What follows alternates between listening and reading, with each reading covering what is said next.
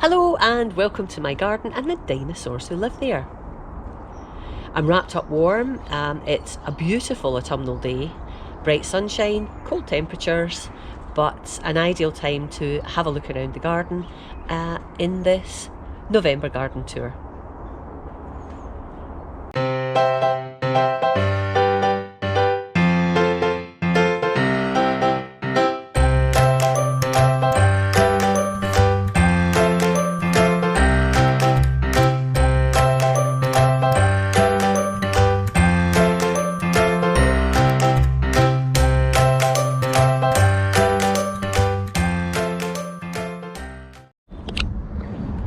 Just look at that lovely cornice or dogwood.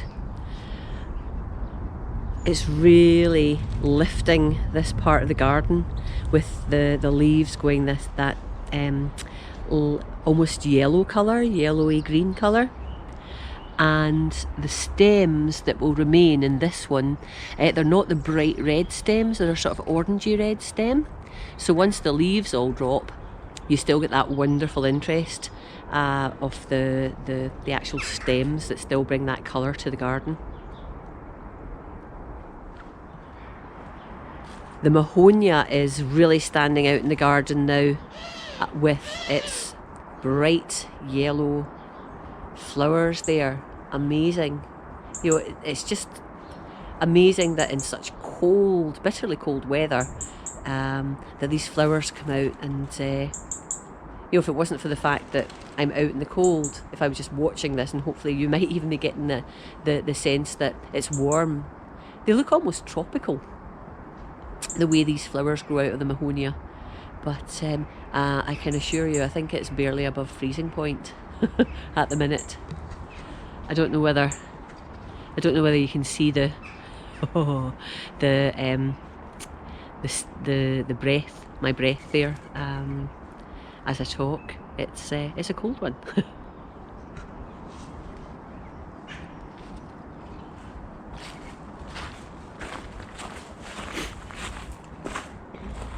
Here's another dogwood, another cornice.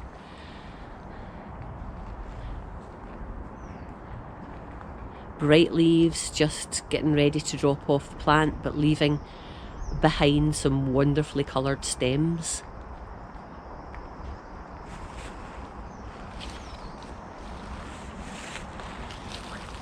Hello Edith, are you enjoying this? Enjoying autumn, yes. Just look at the leaves. I've got some work to do this weekend to get them raked up. I'm running out of space for them, but I'll maybe put some of these in black bags and pop them behind the shed and give them a couple of years to break down. Sycamore leaves, unfortunately, which these all are, do take quite a long time to break down. They're longer than the average leaf, but it'll be worth the wait.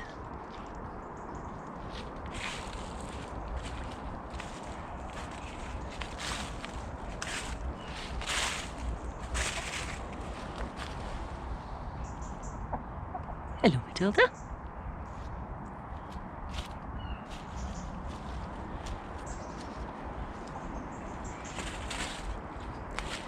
The perennial Rudbeckia is still going fairly strongly. It's starting to give up, I think, but yeah, still getting some more colour from it.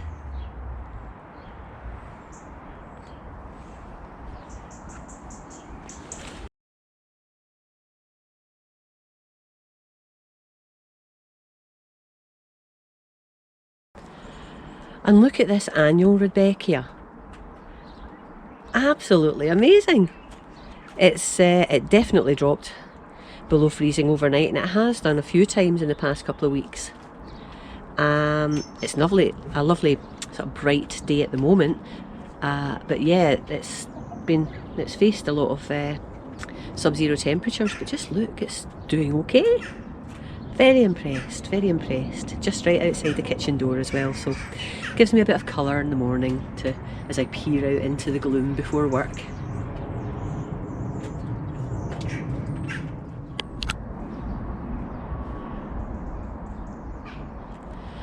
So it seems to have taken forever, but just as the weather is becoming really, really cold and frosty, this chrysanthemum is doing its stuff. I'll need to snoop about in the pot there to see what type of chrysanth it is, but I bought it as a very small plant at Gardening Scotland in May, so it was about that size, about, I don't know, 4 inches tall when I got it in May, and this is now November the 8th. So it's taken its time, but yeah, it's lovely, a beautiful colour, beautiful burgundy colour.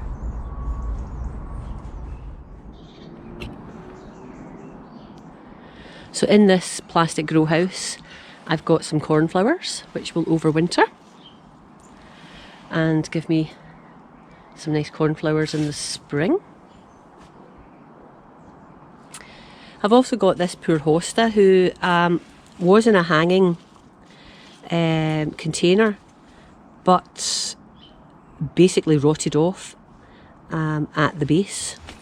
So I have split it into 2 to see if I can get it to grow again. I probably need to trim some of these leaves off actually. Really like this one too. That's a shame, but I guess sometimes it happens.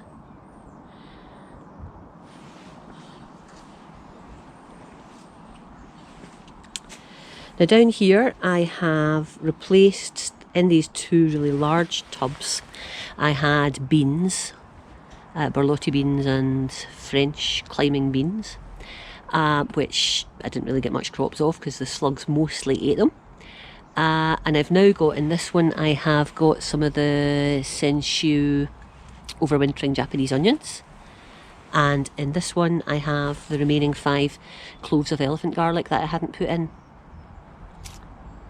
And then in these 2 little smaller tubs, I've got some of my tulips. So this is Tulip Angelique, which is a pinky, dusky pinky colour tulip as far as I remember. And also in that pot there. So I've got some more of my tulips from last year that I really need to get in.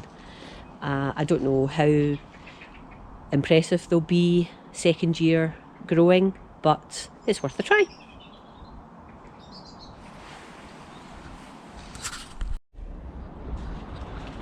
Okay, in this cage I have some purple sprouting broccoli, which is looking fine. And there's some, is it spinach or chard? I think it might be spinach actually, perpetual spinach in there as well. I'm moving on to this next little cage. This is one where I've put some of the overwintering onions. I've just left the cage on it just to keep the chickens off. And you should be able to see now that some of the onions have sprouted, and hopefully others will follow suit soon. Now these ones went in on the just maybe 20th of October or thereabouts, and it's now 9th of November. Over in this little cage we have some more broccoli. I think it's purple sprouting again. So yeah, that's a little bit further behind the other ones, but they went in later. So hopefully they'll overwinter okay and I'll get some sprouting broccoli in the spring.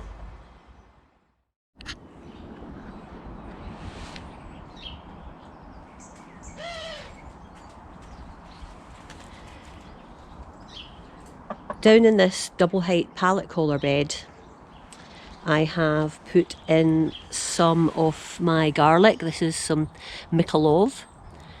And at the back there I've put some small plants. These are chard bright lights.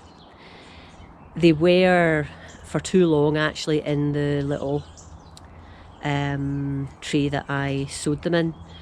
So I'm just waiting to see if they will pick up now that I've put them out in this big bed.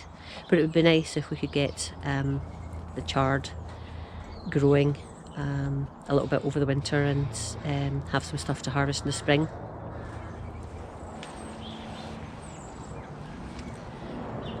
And then over in this bed here, this is where I have half elephant garlic, and half Senshu Japanese overwintering onions.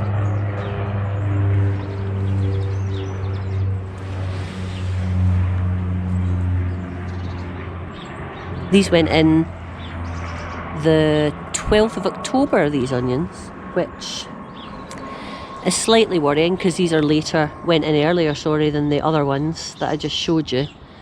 But there's nothing happening here. I can't really see anything sprouting, so we'll need to see. Hopefully they haven't rotted because it was quite wet after they were sown.